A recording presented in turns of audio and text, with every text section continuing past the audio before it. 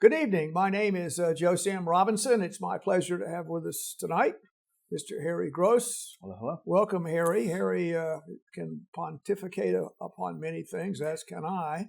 And we often go at issues from slightly different viewpoints. One useful conversation I think we might have is on the Gini coefficient. Gini coefficient, which is an extremely useful tool. It's been, I think, propagated out of the French economic school. I believe that's where it came from. And it's a very useful way to look at income inequality, which is a popular subject for many people. Employing this often causes a lot of, concern or sometimes some backlash. And right now, I would say it's very common to think we're in a new Gilded Age. There are billionaires around, and then everyone is being crushed by their boots. And there's at least that sentiment there. And even the pretty far left socialist is now the mayor of New York, and is taking steps to change that Gini coefficient. Well, why don't you talk about it, Harry? What is it exactly? Okay, so the Gini coefficient was developed by an Italian economist. Not an Italian, not a French. He was Italian and French, yeah. Dr. Gini. And right before World War I, on the eve of trying to understand some work, he was doing some work in the early 20th century. There were a number of economists looking at the kind of causes of inequality within society as they're grappling with social upheaval in the early 20th century. And he was trying to find a way to look deeper than just averages. How do you actually break down a society based on true prosperity of the individuals living within it, right?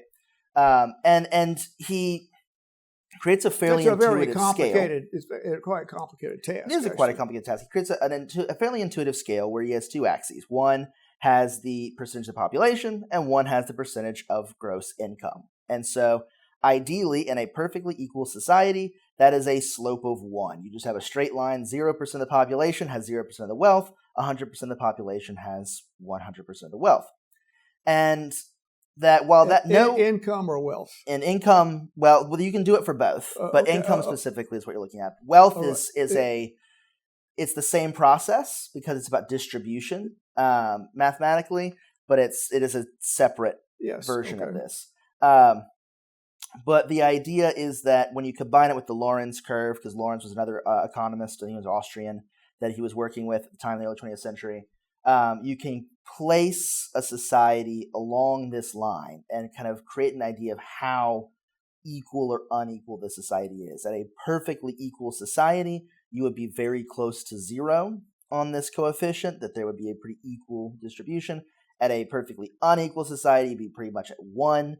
So just one person had everything, all the income or all the wealth. Yes. And so, and even kind of like how this works in terms of looking at it kind of holistically, let's imagine 2 different societies that have 2 people in them, because we're going to make the math really easy.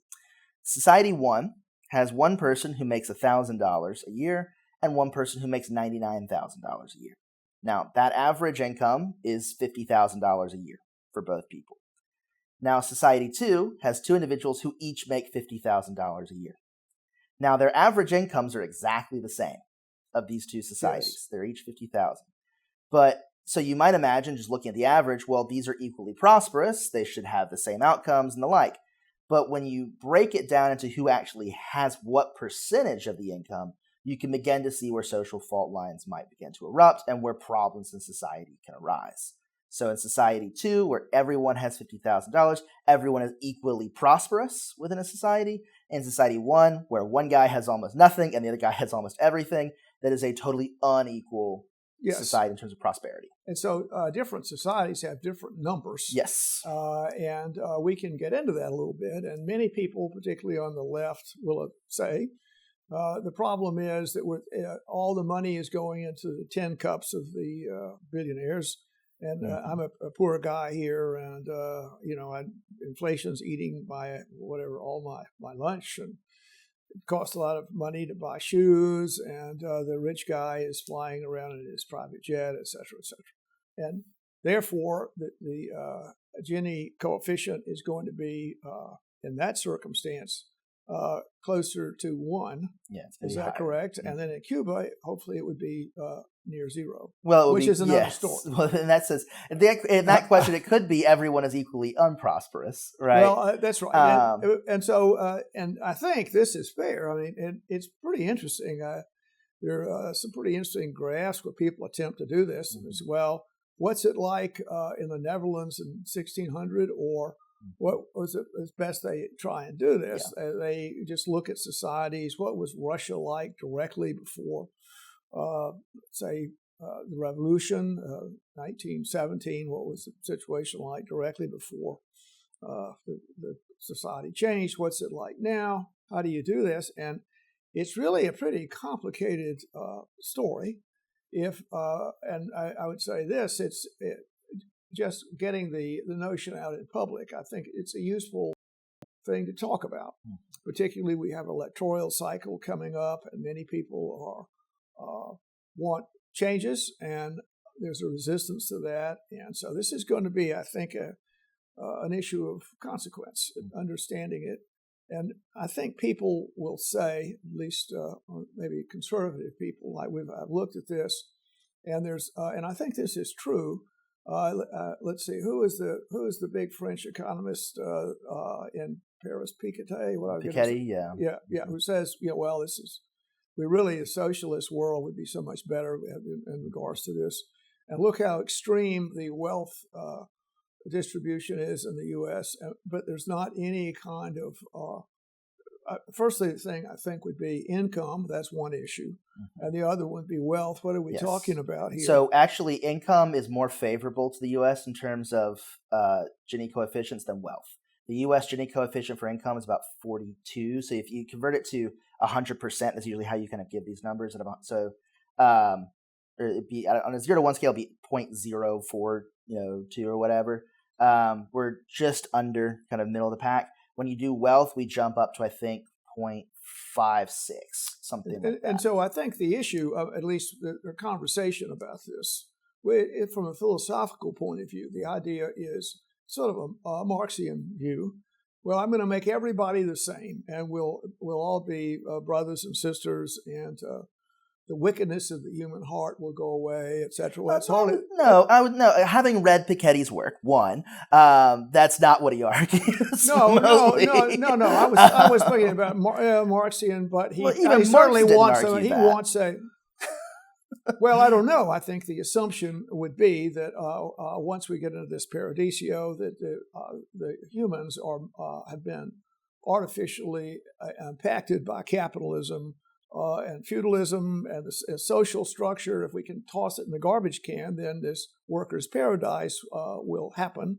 I've seen The Future It Works, etc. All of that kind of viewpoint. But I'll move past that. Marx was simply arguing to end the commodification of the body and the alienation of the worker from his labor. If you can connect the worker back with the labor and give him possession over the means of production, which include his own body, then he is truly liberated and you can have an equal society. Well, it's not the way anti-capitalist in its outlook. Well, we could get into a discussion, but I'll move past that and just get to the point, at least the point I'd like to make, which is that we look at income and wealth, and the thing that's missing from this is the tax system. Actually, it's not, because Gini coefficient takes into account income tax redistribution, because that is there is a post. Right. What about estate tax? Is that in the wealth situation? That would be in the wealth situation. And is it there? I don't. So when we hear billionaires, the story is you're a billionaire, whatever the deal is. Well, the billionaires have to do something for their estate arrangements. So they have to do something, or the government's going to take a 40 or 50%. And actually, the paths of glory lead but to the grave. That's kind of, you could say that. But I think the tax system is, in my opinion, not there. So we're looking at wealth situation. Everybody that's walking around is pretty much alive, and maybe the real wealth issue happens when now you're at your desk door. This is the amount of you have as you expire. What kind partly is because none of that's taxed while they're alive. The point is the tax is out there. And so if you're actually looking at the society has an issue about how they redistribute wealth. There are ways to do it and money and whatever. And so it would be unusual, although there are places, maybe Singapore is one of them, with very little redistribution of wealth, money, and Hong Kong was for a while. So there are places like that. Well, our society works however it works here. And is that a good thing? Is that a bad thing? But the number might be whatever it is. And I think that at least people have said that the income tax story or the general tax arrangements are not particularly well stated in these arrangements. And just going back in the income redistribution arrangements change the numbers. At least people have said, yes, I'm if going you're to looking at pre-tax income Gini coefficients, that's yes. correct. And that's but there is a Gini coefficient, the official Gini coefficient, when you actually go to the World Bank and look at their stuff, they do post-tax. And what about post-income redistribution? Yes, that's so what that is. So what about the amount of free health care that you would receive in France or wherever you want to Well, say? given that is paid for by taxes, and that's not necessarily income, that would be But in other words, there are other counted, things that but those societies do have lower Gini coefficients. For example, Canada has a Gini coefficient about 32. The UK has one about 33. Mexico and the US are equal about 42. Well, the way that it's been put together, and I will now say this, I mentioned Cuba earlier, and so we're going to have a society that's pretty close to zero, whatever, presumably, but there's the secondary perks that exist are not in the coefficient. So, for instance, you may, I don't know, you take taxis or whatever in London, and or you go on the subway, whatever. There's some kind of impact on that, or the air you breathe or don't breathe, or whatever the story. There are secondary factors to the right and to the left that are there. And so, for instance, if you're a Communist Party member, the benefits that you obtain from that, you could say, well, I don't really get anything. You get when you walk down the street, people back away from you. So there's psychological events that are a part of human behavior that money alone doesn't really look into.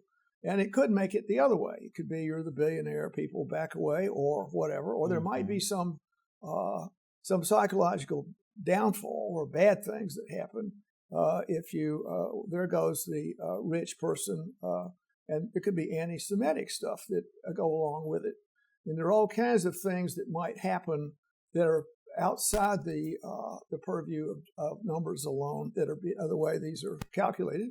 Yeah, and that's also not the point of this model, though. This model is to look at simply income inequality and wealth inequality. That's it. It's not to measure anti-Semitism in society or whatever. I mean, my point is that money alone has a lot of secondary impacts in it, and how you get into that is quite complicated. The other thing, that's what I sort of wanted to sail the ship in this direction. Societies that have the absolute closest, let's say the Soviet Union, whatever their Gini coefficient, look how great it is, whatever. Well, look, you've all got the same amount. Well, that's because the way these numbers are put together. I don't have any money, and Joe Stalin doesn't have any money. But Joe Stalin has minions that move him around or whatever. And when Joe Stalin walks in the room, I'm terrified. I guess I lower my eyes. I do whatever. So there are all these other secondary impacts that are part of human nature. That's not the point of the model. The point of the model is simply to show how well a society is equally distributing prosperity. Now, it could be equally distributing a lack of prosperity. That would also be a good Gini coefficient. My point is that you cannot take out easily out of the human equation inequality.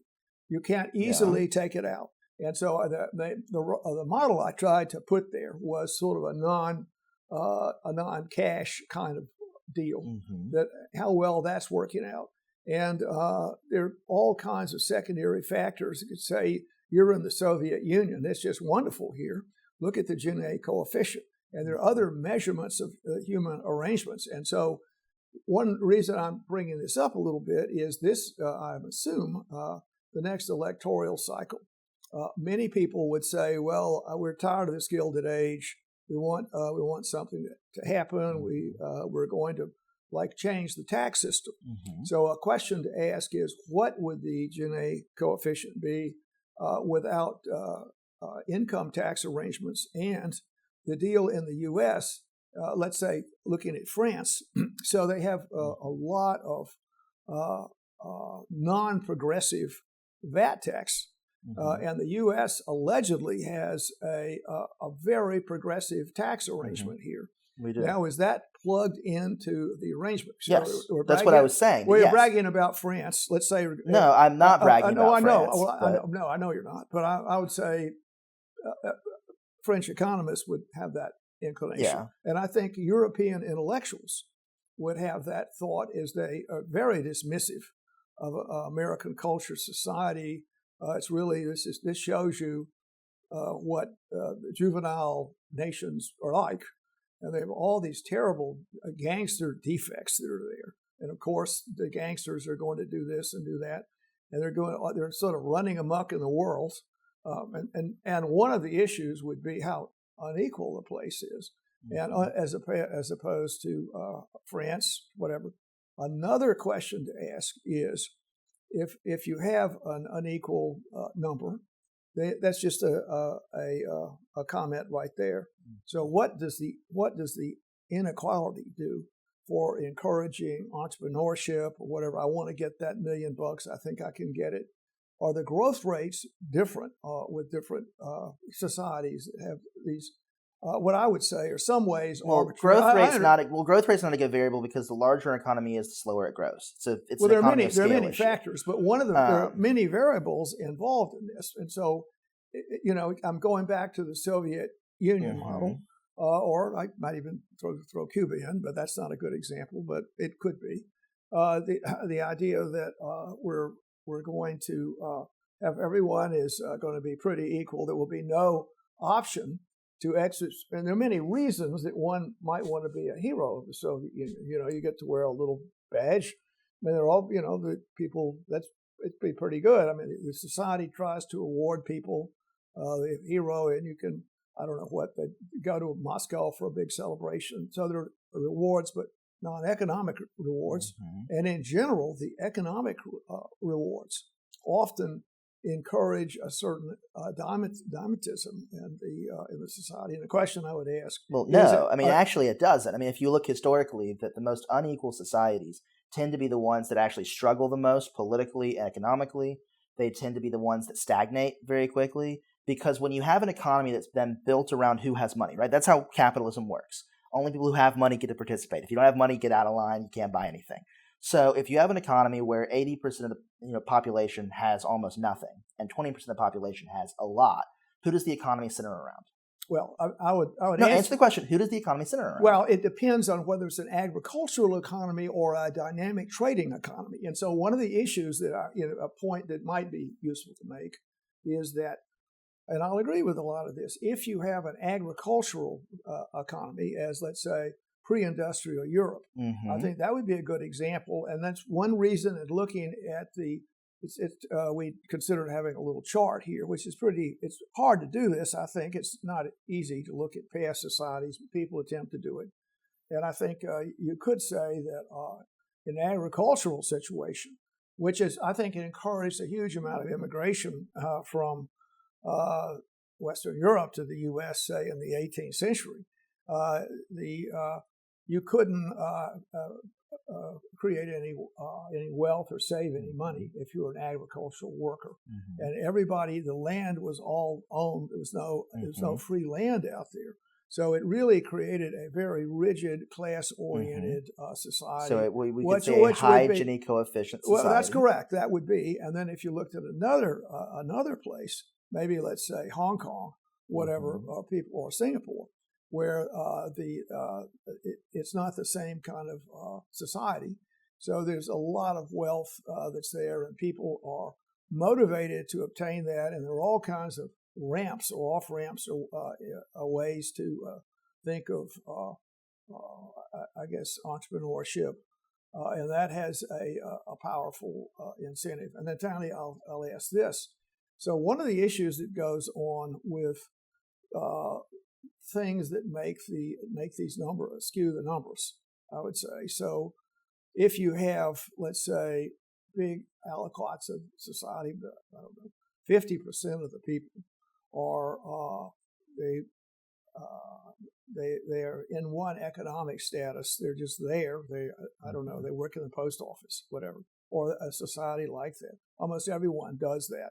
And then the next group of people are whatever they are. And then finally, there are people at the very top where they have a tremendous amount of wealth, which they may have, which I'll now make this comment about. The people that have all this money, in the way the billionaires in the U.S., a lot of this is referable to the tax system, I think. They may not be able to harvest the wealth when they say, would be a common story. Look, the Gini coefficient has been screwed up in the U.S. because you have all these billionaires looking at it, and we're looking at their wealth. Well, their wealth can't be harvested. If they try to, it's on paper. So you have an on-paper wealth, and you can't harvest it. The same thing might happen with, let's say, people that own a lot of land, a very common story contemporarily. So people are land rich but cash poor. It's true enough that their wealth is listed as whatever it is, but it's not disposable. You can't really dispose of it. And so what people do, you might say you're a billionaire, but the way they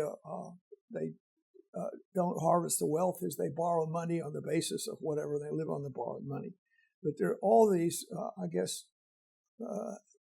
complicated arrangements that go into the way the coefficient is put together. Well, all that would be factored in the sense of if their income, as reported, would be what income or wealth. There. Is it income? Well, it can be both. Well, There's all right, two different means of looking at that. It's a question of what you're distributing. I know, but let's just say we're going to look at income, and this guy's he's got $1 billion. It's a landowner. It's $1 billion worth of that, and $1 billion worth of this, but it doesn't produce any money.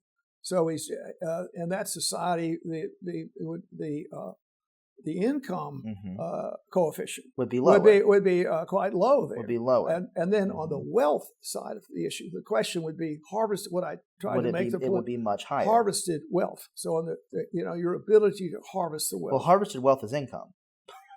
Well, it could be. It could be, but it also goes through the tax arrangement. So the question is the income story. This is after-tax income. Yes. What I'm saying... It literally is called the disposable income model of the Gini coefficient, the sense of what can you actually spend. But isn't that rather I'll say that. It's mathematically complicated, but that's why good models it adds nuance and makes it a better model. Well, the question is, how good are what I'm getting into a little bit, is that there are a lot of complexities in the way this is put together. Yeah, and so it's not a perfect model, but it's designed to show a point. Right now, which is that societies have an unequal distribution of prosperity. What you would like to do is try and get think that's a reason lower than not. Well, I believe that's where you want to go. I believe that's that's a reasonable thing, with the caveat that to me, maybe it's not necessarily, we're going to get into an argument about the merits of capitalism and socialism. And I think that's sort of the football that'll be kicked around. I'm not even going to get into the merits of socialism. Let's discuss the merits of capitalism, because again, I want to go back to the argument that you sidestepped, which is that if an economy is centered around a group of people where there is money, that's where it is. The economy is going to cater to who has the ability to participate in that economy. If 20% of the population has 80% of the wealth, which is a Gini coefficient of 60, or 0.6, whatever, right? 60%. Yes. Then that means the economy is going to be centered around those 20%. Because 80% of the rest of the population has only 20% of the money.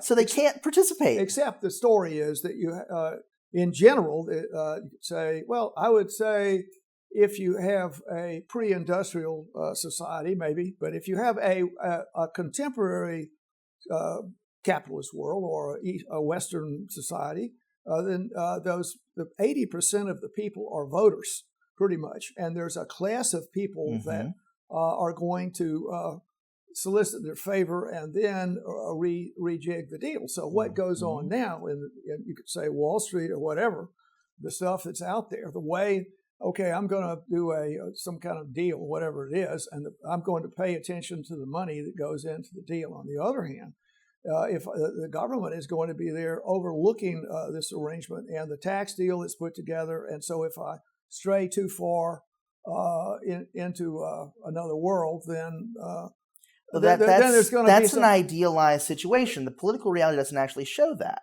Well, I mean, if you actually look at the United States historically, again, yes. Right now, the median income in the United States is about $34,000. The average income is almost $60,000, so double that because there's a lot of very wealthy people. Many people who are at the lower end of the spectrum in terms of income do not vote because they can't either they don't feel connected to the process, they can't take time off work to do it, or they just don't care because they've abandoned whatever. Then you have places like Maryland where the Supreme Court just ruled that corporations can vote in state elections as entities. I don't know. You mean, in other words, I work for Dow Chemical, and Dow Chemical is casting a vote in the.